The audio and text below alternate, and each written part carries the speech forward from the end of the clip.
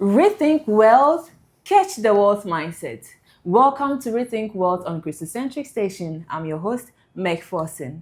As Proverbs 23 verse 7 says, as a man thinketh, so is he. We are here to transform our mindset about wealth to change our generation and impact our society. Today, I have a wonderful man here with me, and we cannot wait to know his journey.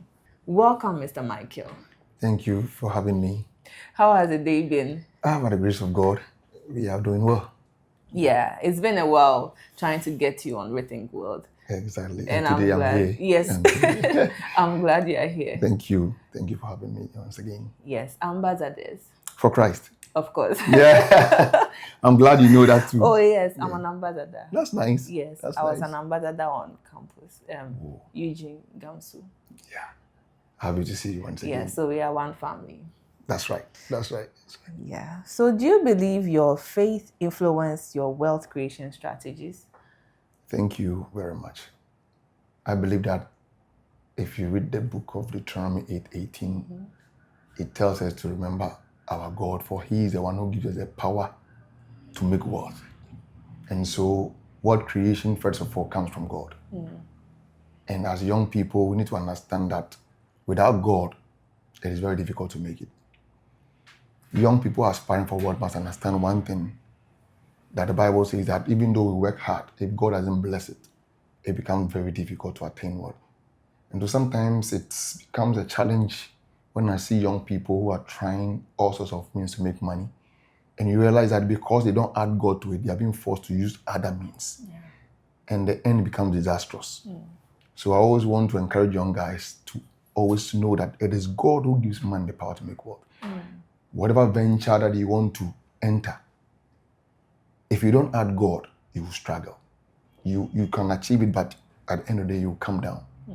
And so I have learned one thing, that in my foundation as a Methodist, my both parents fortunately are Methodist, and my dad happens to be a steward for almost 8 years. Wow. Yeah, so he was a very strict Christian father. So he raises up doing the right things. And so growing up, one thing I remember he does was every Saturday morning, dawn, he raises up around 4:30 to 6, and we have family devotion. And so we were raised up with a consciousness that without God, life will be very tough. And it's true, because looking at where I came from a very minimal background, if I had not lived life without Christ, probably I may not be where I am today. So indeed, the Bible has also taught us how to be very minimal in our ways as Christians. And so in as much as we are looking for wealth, we are also being cautioned to be very modest as Christians in our quest for wealth, so we don't become covetous. Because one of the things that these days I'm seeing is that sometimes even some Christians have been caught up in that web of covetousness. We want to get things that we ourselves know our time is not yet up. But because we want to aspire for them without really asking God, is the time right for me? The thing that I'm aspiring for, how would it, if I get it at this moment, would it help me or would it destroy me? These are the things that we need to always ask before we try to pray certain prayer. So sometimes I'm even worried about some of the Christian or some of the prayer topics that we do pray. Because we need to find out, you see a young guy going to school, he's praying for a car. It doesn't go. So we always need to understand that God has made, even like creation, God could have created the world in just one day, but he took steps, meaning that God is expecting us to grow in a certain kind of chronological order, being conscious of one stage where we are, though we are yearning for the next step, but we know that this is where we are and this is where we are going.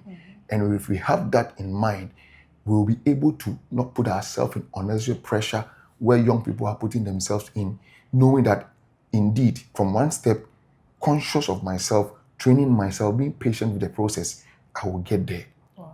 So it's important for us to always understand where we are, but always being mindful of where we are going. And if we are always conscious of that, I know we will go far. Wow. So I've always, if I tell you where I started from, after, well, when you read, I went to secondary school at Pope John Secondary School, and I did visual arts. And my dad saw that creative nature in me. You know, when I started to do visual arts, some of my friends were worried because they wanted me to do science because I was very The good. Shako Yeah, you know. levels. So in fact, I was the first on the list, on the visual arts list. I was the first. Yeah, because and even I remember the principal called my dad and said, "Why is your son with this grade? Why doesn't he go to tech to do engineering or science?" In fact, I said, "Oh, that's what he wants to do," and I respect his decision. So, and I wanted to do arts because I wanted to do that. I was very passionate for art. And during our time, we used to have Superman, those days, Batman. My dad would buy me those comic books and I'll try to draw it. And I'll draw it very nice. So my dad saw that talent in me. So I have not regretted going to doing arts. And from there, going to Takoradi Polytechnic, still doing graphic designing, picture making, and those things. And then I remember those days, the Methodists and Presby used to worship together. But because of that, we were not really having that method, this aspect. So we wanted to break up so that we can have that core. And then on Sundays we'll come together. So I was the first president then. Yeah, who started with Gamsu, real Gamsu. Yeah, that was somewhere 2000. On campus. On campus, yes. So during my time, we started full Gamsu during my time. And I thank some of my colleagues and my seniors, Eric Menka, and currently Reverend, if I may know, I've forgotten his name, but most of them are now ministers. They really helped us. And so from there, you know, because I was rooted in the word, it helped me a lot. I had friends also. One lady who is currently married to a Presbyterian minister, Anita Mwakun. I like her so much. And she always called us pray on the field. Campus life was more of the Christian kind of thing. I remember Gaffers, in fact, life was about prayer. So it really helped some of us.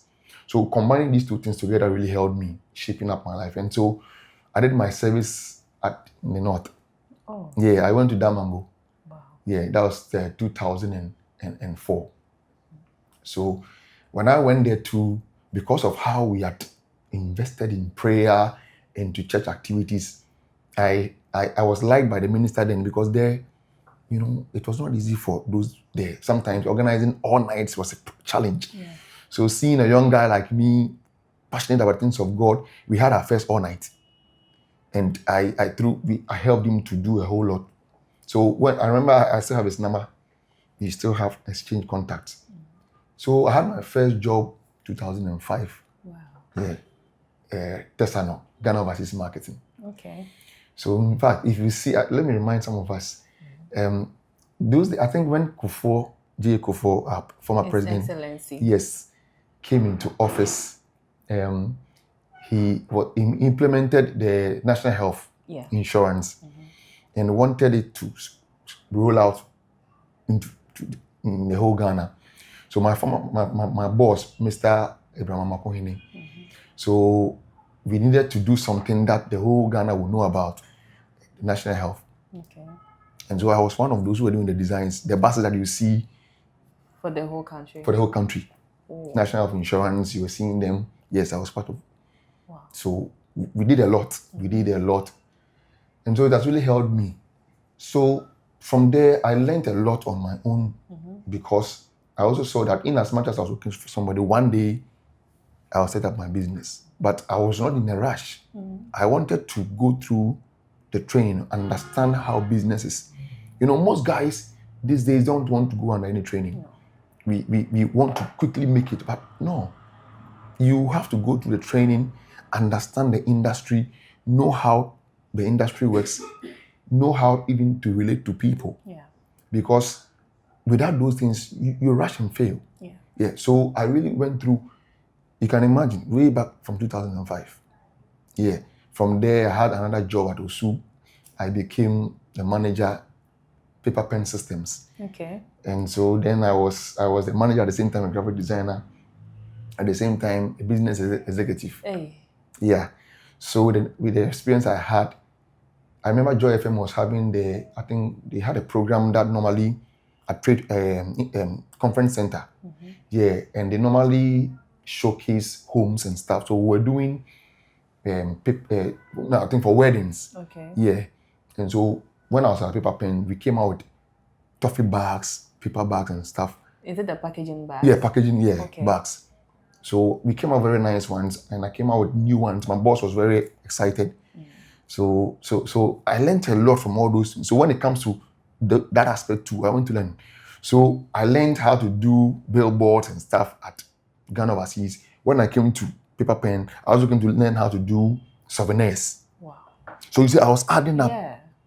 But young guys of today, we are in a hurry. We enter one job, we quickly want to just become the boss. No.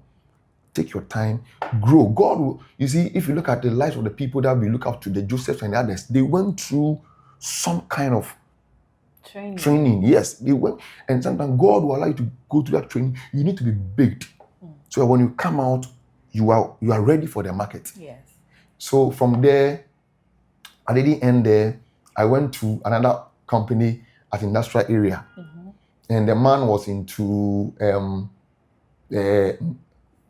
more or less like media buying. Okay. So sometimes I remember those days we used to go to GTV, we used to go to Radio I, and I was learning how he was doing his things. So I was adding more knowledge and value to myself. Wow.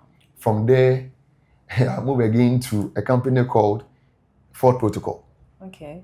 And Ford Protocol was more or less like an advertising agency. We were into magazines.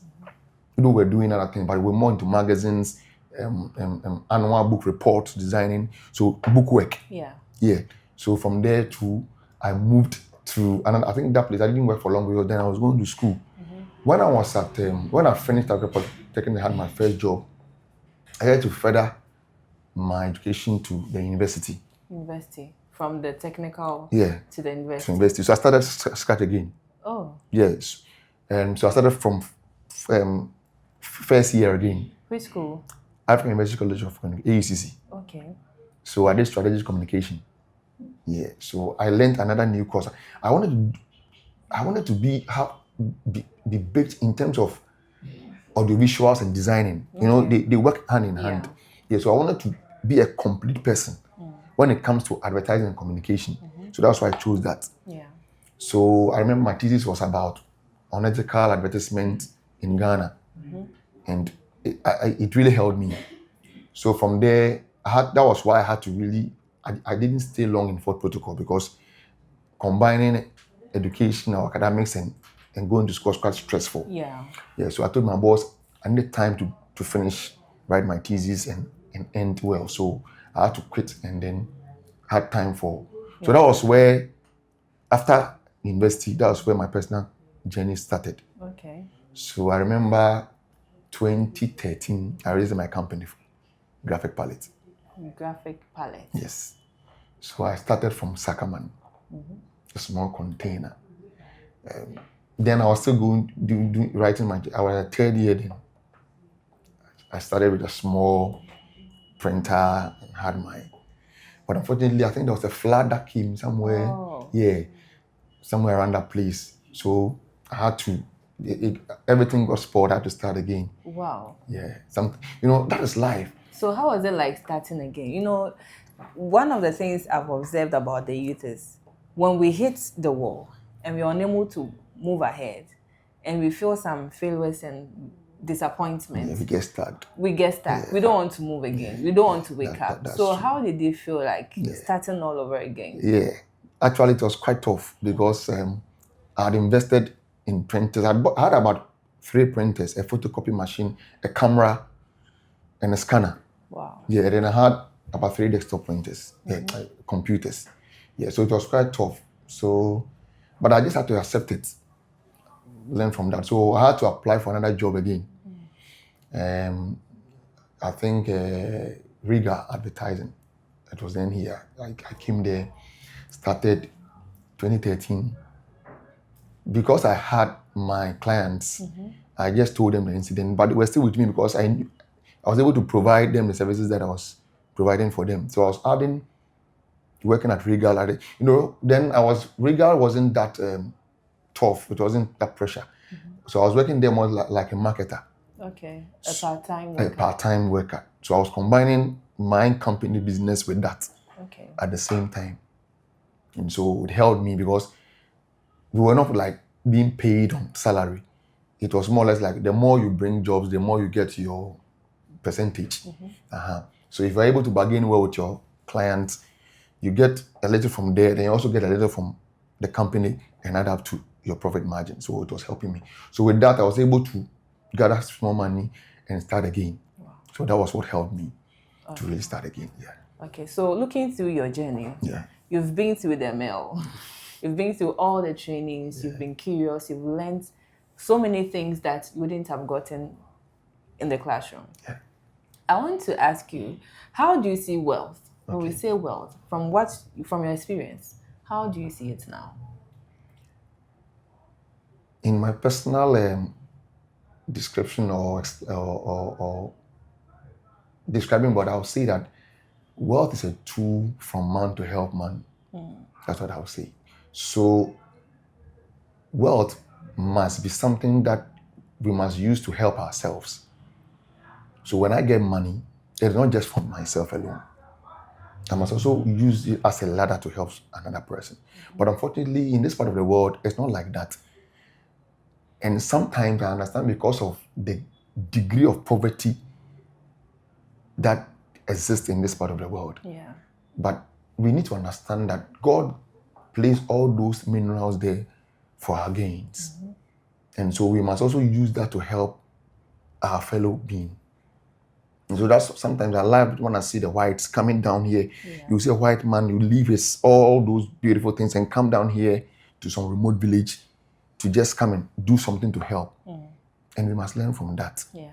So some of the things that sometimes I do is that once in a while, I gather small money, we do evangelism. I have friends who together, I told you that I also help establish the teens class. Yes. So one of my friends I'll never forget is now also a minister at one church at Legon. It's called Daniel Kwei. Okay. And I love him for how he devoted himself also for the teens. So I remember our time, we used to have all night, we used to have evangelism. We would identify a village and then we would buy, some of us would go and buy fools. And they also encourage the young ones, if you have any youth clothing, you buy a few things in addition and then we would just donate them. We went to the bus start then, I think at SOS, Isiakwa, some time back. Young guys like us, students who were going to school, JSS, but we made them to understand the importance of supporting the need. And it's one of the things I think the church, we need to drum into the hearts of the young people, how we can also support the needy. Through this work that I had the opportunity to go to the northern region. Wow. And I was touched by it. In fact, when you are in the south, you think everything is rosy. Yeah. But I bet you people are going through a lot, just living a normal life. Life is like more than like an adventure in some of the villages that I saw. One thing that moved me so that I wept was I saw this young boy around the age of 2, 3 eating gari, and they've only made it with oil, just oil. Wow. Yeah, just oil. No water. No, just oil. And I was like, wow. So you could see that if you find yourself in this part of the world, you count yourself blessed. But that should rather make you also remember that there are some people out there, a few contributions as a body or a group, just identify these people and just buy something nice. Find out what their needs are. Yeah. And just try to support. So in fact, that gave me an idea. Probably, so when I came back, I'm trying to also organize with my colleagues, teachers. Okay. I'm a Sunday school teacher, and I teach the youth. So I'm trying to imbibe into them. If we can also do something to support such people. If we are able to imbibe this kind of attitude or culture in our young ones, they will grow with it. Yeah. And it will not be a struggle when they grow. And it will become part of them. Yeah. So we need to encourage them in this kind of attitude to help them grow with it, so that they can also help to bring up those who are in that kind of state to also upscale their life. Wow. Yeah. Before we end, I would like us to briefly move into what you do. Tell us more into it. Is it just about marketing, graphic design? How can we find you on social media and other things? Okay, so I am into graphic design and web, and also into branding. Yeah, so I love to do advocacy. Okay. So sometimes I use the graphic design as a tool to advocate. So one of the things I remember recently at church we did street evangelism. So I had to design a few things. You know, there are people who cannot read and write, so they use pictures to communicate. Yeah. So that is what I also love to do. So I also love to see myself helping other people market their businesses. So I do product labelings. I do brands. So when I say brands, sometimes signboards, billboards. I'm also into websites. Yeah. So these are stuff I do to support. And I'll say that one of the things that I currently I'm trying to work on is using social media to bring people to Christ. Yeah. Social media is one huge tool that the church can use to evangelize. I think we are underusing it. Yes. And so just imagine every church is subscribing to that medium to bring people to Christ. We can impact a lot. Exactly. Because almost the phone now has become part and parcel of us. Everybody's sweetheart. Yes. Wherever you see people swiping on their phones, watching pictures. And so if we are able to use that platform to let people know about Christ, the impact will be huge. Yes. The impact will be huge. So I want to say that we need to begin to start looking at that avenue as a way to spread the gospel. I don't know how, but any way possible, whether pictures, whether videos. We see young guys spend a lot of time on social media, some just streaming videos that really doesn't help their lifestyle. Yeah. But that is what they are finding available because the church is not taking advantage. So others are using that platform. Yes. So it's what I'm currently trying to do. If I can probably use that medium to also bring people to Christ, just as somebody did. I came to Christ through, I think it was through crusade. Oh, okay. That's how also somebody. So if this is also how I can also use to let somebody know God, why don't I use that? Sure. So it's one thing that I'm working on currently, and I know that God will help me to achieve that. God bless you for what you are doing. Thank you. No, there's something that GAMSU students normally say. Wise man, win a soul. That's right. Yes. That's true. And you are doing very well. Are you on social media? Can you tell us your social media handles? Yes. Currently, I'm on Facebook, Graphic Palette. Okay. I'm not on Instagram yet, but I'm LinkedIn. Okay. I'm now trying to go on the other ones. Okay. Yeah. What's your name on LinkedIn? Micheal Odei. Micheal Odei. Yes, Micheal Odei. And then Facebook is Micheal_Odei. Okay. It's at Facebook. Yes. So if you need a graphic designer for your jobs, you want to brand yourself, you want to do signposts, kindly reach out to Mr. Micheal Odei. Yeah. Now, the podcast is Rethink Wealth. In just a few brief sentences, tell the youth something about wealth. Okay. Something to shift their perspective on wealth. Okay. I think wealth creation, we first and foremost understand what wealth is. Wealth is not the millions you have in your bank account, but wealth is what you have that you can do to serve humanity. That's what brings you wealth. If you look at all the billionaires, it's about solving solution, bringing solution. So look around you. What are the problems that you can solve? It can bring you wealth. Yes. There are a lot of problems around. Jeff Bezos, the owner of Facebook. They solve a problem, and that brought them wealth. But I think sometimes our understanding of wealth is getting money. No. Just find yourself. What is your passion? Use your passion also to create wealth. If your passion is singing, do something with music. Okay? Come out with something. Whatever you're passionate, try to use that to create wealth. If your passion is dressmaking, get some styles, put it on Facebook. You may get somebody who may be attracted to it. Whatever your passion is, add that to your gift, and that will bring you wealth. If you are chasing wealth at where your passion is, you'll be frustrated. So look around you. What is that moves you?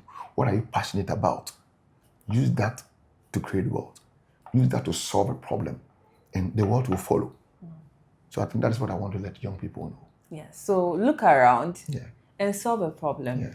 and wealth will follow. Sure. Wow. That's a wealth nugget. Oh, yes. Yes. Yes. So when I say rethink wealth, Okay. then you say catch the wealth mindset. Are you ready? Sure. Have you caught it? I've got it. Okay. Rethink wealth, catch the wealth mindset. Of course, we've caught a lot of wealth nuggets from Mr. Micheal Odei. And I'll say, God bless you for joining us. Thank you very much. It's been very impactful, and the wisdom you shared with us is deep. Thank you very much. We need time to soak it. So, thank you so much. You're welcome. Yes. And don't forget to follow Christocentric on all social media platforms, and join us on our next episode. Of course, Rethink World. We are catching the wealth mindset. Bye. Bye-bye. Healthy juices. That's why even from our raw materials, we source only organically grown raw materials.